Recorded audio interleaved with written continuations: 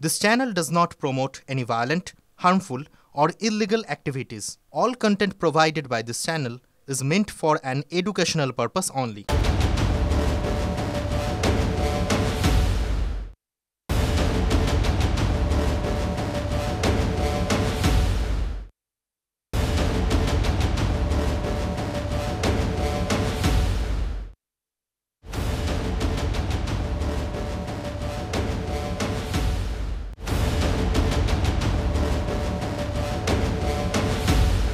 টিভি9 বাংলায় স্বাগত। হটস্পট নিয়ে আমি শর্মিষ্ঠা হাজির। কি অবাক হচ্ছেন, ভাবছেন আজকে হটস্পট সন্ধ্যেবেলায় শুরু হচ্ছে, কি ব্যাপার?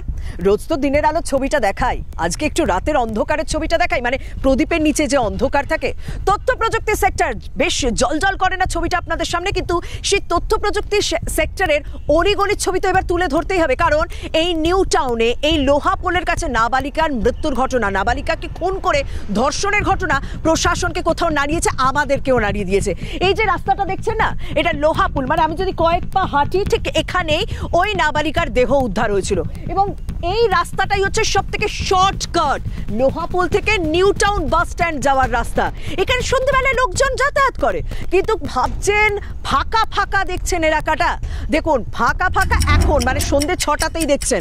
রাত 11টা সাড়ে 11টার পর কি হয়, মানে যারা এই রাস্তা দিয়ে নাইট ডিউটি করতে যান তার মধ্যে অনেক মহিলাও থাকে, অনেক পুরুষও থাকেন, মানুষ মাত্রই তার নিরাপত্তা দরকার। কিন্তু ভাবছেন যে ফাঁকা রয়েছে তো কি হয়েছে, পোস্টে তো আলো রয়েছে, আলোটা দেখলেই ছবিটা পরিষ্কার হবে। অভিজ্ঞ চোখ আপনাদের বুঝতে পারবেন কোনটা পুরনো বাল্ব কোনটা নতুন বাল্ব, কারণ এই অভিযোগও উঠছে কয়েকদিন আগে পর্যন্ত এই রাস্তায় অর্ধেক আলো বন্ধ ছিল, অর্ধেক আলো কাজ করতো না। এই ঘটনার পর তড়িঘড়ি প্রশাসনের পক্ষ থেকে বাল্ব লাগিয়ে দেওয়া হয়েছে। কিন্তু একটা বিষয় আমার এখানে এসে নজরে লাগলো, এটা যথেষ্ট লোকে ব্যবহার করে এই রাস্তাটা, যেহেতু শর্টকাট, কিন্তু সেখানে একটা সিসি ক্যামেরা লাগানো হলো না, এখনো পর্যন্ত প্রশাসনের নজরে এটা পড়লো না। এই ব্ল্যাঙ্ক স্পটগুলোই কি অপরাধীরা বেছে নিচ্ছে? এই ব্ল্যাঙ্ক স্পটগুলোকেই অপরাধীরা বেছে সেখানে অপরাধ লুকোনোর জায়গা হিসেবে বেছে নেওয়া হচ্ছে, এই প্রশ্ন তো উঠছে। কিন্তু এখানকার মানুষ কি বলছেন, এই রাস্তা দিয়ে প্রত্যেকদিন যারা যাতায়াত করেন তারা কি বলছেন, তাদের সঙ্গে কথা বলি। কাকা, এই রাস্তা দিয়ে সবার কত লেটে গেছো সব থেকে বেশি? হ্যাঁ, বহুদিন থেকে যাচ্ছ। শেষ মানে কত রাত অবধি হয়েছে, মানে কত রাত? 7টার ভিতরে বাড়ি। 7টা। আচ্ছা, মাঝে মাঝে কয়েকটা এই আলোগুলো নতুন লাগিয়েছে না? নতুন লাগিয়েছে, মাঝে মাঝে করে বন্ধ ছিল, এখন দেখছি নতুন করে লাগিয়েছে। হ্যাঁ, কারণ এখানে অনেক আলো বন্ধ ছিল, আমি শুনলাম। হ্যাঁ, বন্ধ ছিল, এই নতুন করে আবার দুদিনের মধ্যে লাগিয়েছে। এই 2-3 দিনের ভিতরে লাগিয়েছে। আচ্ছা, কত রাত অবধি? এই রাত না, এই বন্ধ শেষ কাজ। এই সময় রাস্তা দিয়ে যায়। এই 1 মাস আগে অবধি এই রাস্তায় সব আলো জ্বলতো? হ্যাঁ, না জ্বলতো না, মাঝে মাঝে জ্বলতো, মাঝে মাঝে জ্বলতো না। মাঝে মাঝে জ্বলতো না। এই রাস্তাটা কি একটু ফাঁকা? এইরকমই ফাঁকা। এরকমই ফাঁকা থাকে। এই গোটা রাস্তায় কোনো রকম ক্যামেরা দেখেছো? না, কোনো রকম ক্যামেরা দেখোনি। রাত 11টা সাড়ে 11টার পর এই রাস্তা দিয়ে কেউ যেতে পারবে না। কেন, খুব ফাঁকা থাকে? ফাঁকা থাকে।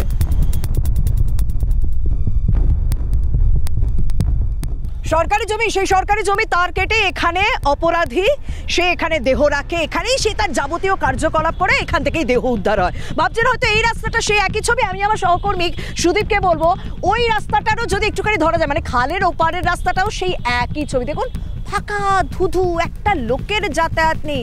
তাহলে তো মাঝরাতে, মানে যখন এই ঘটনাটা ঘটেছে বলে অনুমান করা হচ্ছে, তখন তো আরো খতরনাক, আরো খারাপ অবস্থা। এবং শুধুমাত্র এটা এই এলাকার নয়, নিউ টাউনের অলিগলি সেই একই ছবি থাকে এত রাতে, যে কারণে ইতিমধ্যে কিন্তু মামলা দায়ের হয়েছে এবং বলা হয়েছে এই তথ্য প্রযুক্তি ক্ষেত্রে অনেক মহিলারা রাতের শিফটে কাজ করে, তাদের নিরাপত্তা সুনিশ্চিত করার দায়িত্ব এবার রাজ্য প্রশাসনের হাতে। ভাবছেন হয়তো লোহাপুল থেকে কেন শুরু করলাম, কারণ আমি যেখানে শেষ হচ্ছে, যেখানে ঘটনাটা শেষ হচ্ছে সেখান থেকে, কিন্তু যেখান থেকে শুরু হয়েছে সেই জায়গাটাও আপনাদের তুলে ধরবো। কারণ আমি মৃধা মার্কেটের কাছ থেকে একটা টোটো উঠছি, এই রাস্তাটাও তো আমাকে দেখাতে হবে যে কি অবস্থা হয় এই রাস্তায়। আর ঠিক আমি একটা টোটো পেয়ে গিয়েছি, আমি তার সঙ্গে কথা বলতে বলতে যাবো। চলুন বেরিয়ে পড়া যাক। এই রাস্তায় কটা অবধি টোটো যাতায়াত করে গো? তোমার রাত 2টো পর্যন্ত। 2টো পর্যন্ত? এই রাস্তা 6:30টার সময় এত ফাঁকা? রাত বাড়লে তো আরো ফাঁকা হয়। হ্যাঁ, রাত বাড়লে ফাঁকা হয়, কিন্তু কিছু কিছু লোক থাকে এখানে তো অনেকে নাইট শিফটেও কাজে যায়। হ্যাঁ হ্যাঁ, নাইট শিফটে কাজে যায়। এই যত রাত বাড়ে এখানে কি পুলিশ থাকে?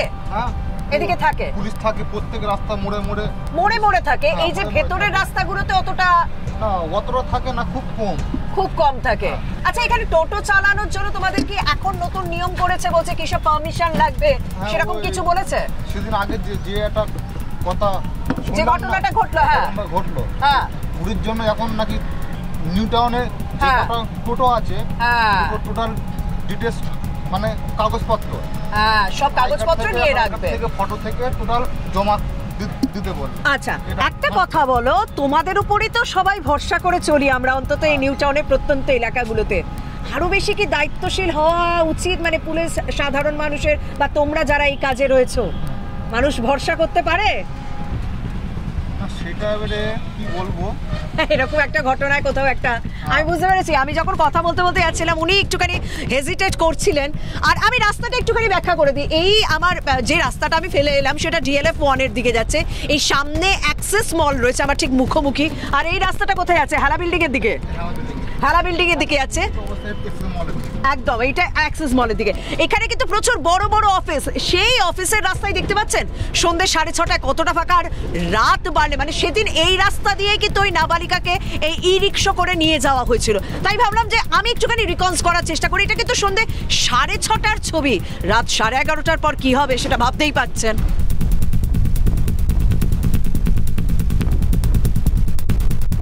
তবে সমস্যা কি শুধুমাত্র নাইট শিফটে যারা যান তাদের পড়তে হয়? যারা সারাদিন খেটে রাত 9টা 9:30 হয়ে যায় ফিরতে তাদেরও তো কতটা সমস্যায় পড়তে। আমি কথা বললাম, এই অ্যাক্সেস মলের ঠিক কাছে এসে গিয়েছে। আপনি এখানেই কাজ করেন? হ্যাঁ। বাড়ি ফিরতে তাও কটা হয়? 10:30টার উপরে। 10:30টার উপরে। এই রাস্তাঘাটের কিরকম ছবি থাকে? ফাঁকা, প্রায় ফাঁকা। খুব যদি সমস্যা না হয় আপনি বলতে পারবেন আপনার বাড়িটা ঠিক কত দূর? কেষ্টপুর। এখান থেকে কি আপনি টোটোয় বা কিছুতে যান? ডিরেক্টলি বাসে যান। কিন্তু বাস স্ট্যান্ড অবধি যেতে একটা লোকজনও দেখতে পান? যারা মলে সম্ভবত আসেন তারাই বেরোন। আর এমনি যখন যাচ্ছেন এখানে কোনো রকম পুলিশ প্রশাসন, মানে পুলিশের নজরদারি খুব একটা দেখতে পান কি? ভেতরের রাস্তাগুলোর কথা বলছি, মোড়ে পুলিশের ট্রাফিক পুলিশ থাকে জানি, ভেতরের রাস্তাগুলোতে ভয় লাগে না যেতে? ভীষণ ভয় লাগে। এটাই হচ্ছে ব্যাপার। কারণ আমি যখন ওই সাইডের রাস্তাটা দিয়ে আসছিলাম না, মানে টোটোয় আমাকে একটা জায়গায় নামিয়ে দিল, তারপর আমি ভাবলাম না আমি নিজেই হেঁটে ঘুরি। আমি দেখাচ্ছি আপনাদেরকে, এদিকটা আসুন। সোজা রাস্তাটা দেখুন, মানে আমার ঠিক পেছনের দিকে অ্যাক্সেস মল আছে, তো এই সোজা রাস্তাটা কিন্তু ওই সেন্ট্রালের দিকে যাচ্ছে। এবং এই রাস্তা দিয়ে ক্রস করার, মানে যেহেতু অনেক রাত অবধি চলে ই-রিক্সা, সেই কারণে ই-রিক্সাই ভরসা। তাই রাত বিরেতে এই রাস্তা দিয়ে একা যে কোনো মানুষের যেতে ভয় লাগবে। আর বললাম তো, আমি তো শোনালাম যে এই রাস্তায়, এই ভেতরের রাস্তাগুলো কিন্তু পুলিশ প্রশাসনের নজরদারি থাকে না। ইনফ্যাক্ট আজও আমি যখন দেখলাম তখনও কিন্তু দেখলাম মোড়ে পুলিশ প্রশাসনের নজরদারি চলছে। এবং যে 20টা জায়গায় এই ঘটনার পর সিসি ক্যামেরা লাগানো হয়েছে না, সেই 20টি জায়গায় সমস্ত হচ্ছে নিউ টাউনে ঢোকার এন্ট্রি এবং এক্সিট পয়েন্টগুলোতে সিসি ক্যামেরা রাখা হয়েছে। এই ভিতরের রোডগুলো, মানে শর্টকাট যে রুটগুলো আছে, যে সার্ভিস রোডগুলো রয়েছে, সেখানে একটুখানি নজর দেওয়া উচিত বলে অনেকেই মনে করছেন। আমি আরও কয়েকজনের সঙ্গে কথা বলি। এই রাস্তা দিয়ে কত রাত অবধি যাতায়াত করেন? তাও আমি এই টাইমেই বাড়ি যাই। এই টাইমেই বাড়ি যান? এই রাস্তাগুলো কি ফাঁকা একটু থাকে? এই যে শর্টকাট রুটগুলো দিয়ে আপনারা যান, এই শর্টকাট রাস্তায় তো আমি কোনো ক্যামেরাও দেখছি না। পুলিশ কি থাকে এই শর্টকাট রাস্তাগুলো? এইখানটা থাকে, মানে এই এন্ট্রি এবং এক্সিট পয়েন্টগুলোতে থাকে নিউ টাউনে, কিন্তু এই ভেতরের রাস্তাগুলোতে থাকে না। খুব কম দেখি। খুব কম দেখে। তো যেতে ভয় লাগে না কোথাও? কখনো তো লাগে, মেয়ে মানুষ। এই নিউ টাউনের ঘটনাটা শুনেছেন তো? হ্যাঁ, ওইখান থেকে কি একটু ভয় লাগছে? ওইখান দিয়েই যাতায়াত করতাম। আচ্ছা, ওই শর্টকাট রাস্তাটা নিতেন? আর ওই নিউ টাউন বাস স্ট্যান্ড থেকে যে শর্টকাট রাস্তাটা ঢুকে আছে, এখন এই রাস্তাটা নিয়ে নিয়েছেন? এখন নিয়ে এইটা ওই তেল পাম্পের সাপেন দিয়ে বেরিয়ে যায়। একটু ঘুরে যাচ্ছেন ভয়ের জন্য? একটু তো ভয় লাগবে।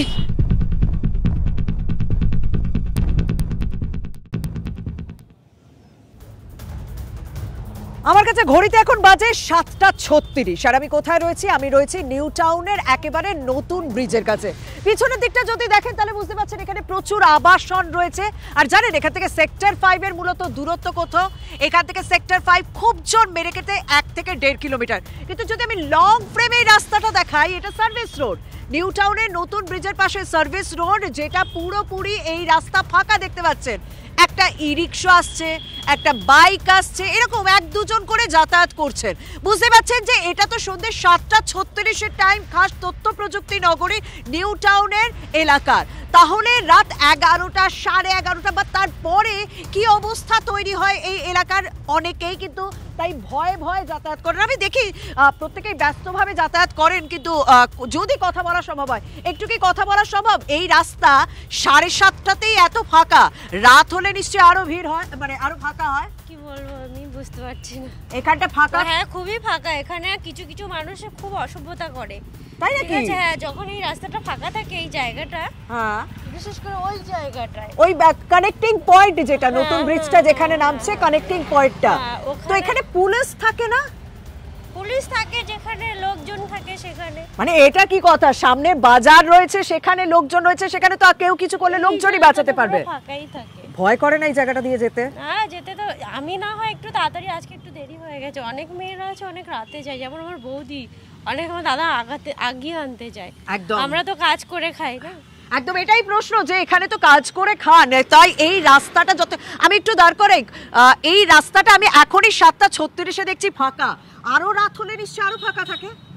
না না, এরকমই থাকে। এই মানে এইটা তো একটা ফাঁকা রাস্তা, এটা তথ্য প্রযুক্তি একটা রাস্তা, এরকম এতটা ফাঁকা হতে পারে। এই রাস্তায় কোনোদিনও পুলিশ দেখেছেন? না, এই রাস্তায় সেরকম কোনোদিনও পুলিশ দেখেনি। ভয় লাগে না? উল্টো দিকেই একটা ঘটনা ঘটেছে, ভয় লাগে এই রাস্তা দিয়ে যাতায়াত করতে? একদম, মানে ইশারাই কাফি, তিনি পুরো বুঝিয়ে দিলেন যে হ্যাঁ এই রাস্তায় কোনো রকম পুলিশ থাকে না। একজন তো পুরোপুরি সরাসরি অভিযোগ করলেন যে এখানে অনেক রকম অপ্রীতিকর পরিস্থিতি তৈরি হয়। বুঝতেই পারছেন যে এটা খাস কলকাতার ছবি, খাস কলকাতা তথ্য প্রযুক্তি নগরী, যেটাকে পুরোপুরি সুন্দর করে সাজানো হয়েছে এবং যেখানে এন্ট্রি এবং এক্সিট পয়েন্টে সিসি ক্যামেরা লাগানো হয়েছে, কিন্তু এই যে সার্ভিস রোড, এই জায়গাগুলোতে কোনো রকম পুলিশের নজরদারি নেই, এখানে কোনো রকম সিসি ক্যামেরা নেই। এবং আলো বলতে গেলে আমি দেখতে পাচ্ছি যে ব্রিজের ওখানে যা আলো রয়েছে, এই রাস্তা কিন্তু আমি কোনো রকম পোস্টও দেখতে পাচ্ছি না, যদিও ব্রিজের উপরের পোস্টের আলোটাই এখানে এসে পড়ছে। এটা হলো শহর কলকাতার নারী নিরাপত্তা নিয়ে কেন কথা বলছি, শহর কলকাতার মানুষের নিরাপত্তা নিয়ে প্রশ্ন উঠে যাচ্ছে। প্রশাসনের পক্ষ থেকে কি কি ব্যবস্থা নেওয়া হয় সেদিকে তো অবশ্যই নজর থাকছে, কিন্তু নারী নিরাপত্তা নিয়ে যখন কথা বলছি, একটা খাস কলকাতা মানে দক্ষিণ কলকাতার গড়ফার কথা শুনবেন নাকি, যেখানে এক মহিলাকে অশ্লীল আচরণ করা হয়েছে, সেই মহিলা শ্লীলতাহানি করা হয়েছে কি না, তিনি পথকুকুরদের খাওয়ান, সেই পথকুকুরদের খাওয়ানোকে কেন্দ্র করে দুপক্ষের মধ্যে বচসা এবং পুলিশের সামনে, পুলিশ প্রশাসনের সামনে তাকে মুখে অ্যাসিড ছোড়ার হুমকি পর্যন্ত দেওয়া হয়েছে। তিনি অভিযোগ দায়ের করেছেন, কিন্তু এখনো পর্যন্ত কারোর বিরুদ্ধে ব্যবস্থা নেওয়া হয়েছে কি? চলুন গড়ফার সেই ঘটনাটা দেখতে দেখতে বরং আমরা শেষ করি। এবং এই প্রত্যেকটা ইস্যু না বারবার নারী নিরাপত্তা নিয়ে প্রশ্ন তুলে দিচ্ছে, বিশেষ করে মানুষের নিরাপত্তা নিয়ে। রাজ্যে একের পর এক নারী নির্যাতনের ঘটনা ঘটেই চলেছে, এমনকি খাস কলকাতাতেও বড় সড় প্রশ্নের মুখে মহিলাদের নিরাপত্তা। এবার অভিযোগ এলো দক্ষিণ কলকাতার গড়ফা থেকে। দিন কয়েক আগে প্রতিদিনের মতোই রাত 11:15 নাগাদ রাস্তার কুকুরদের খাইয়ে বাড়ি ফিরছিলেন গড়ফার তরুণী। রাস্তা আটকে দুজন যুবক তাকে কটূক্তি করে বলে অভিযোগ। প্রতিবাদ করে এক যুবককে চড়ও মারেন ওই তরুণী। তারপর থেকেই ঝামেলা শুরু। দিন কয়েক তরুণীকে ফলো করা হয়, চিনে নেওয়া হয় তার বাড়ি।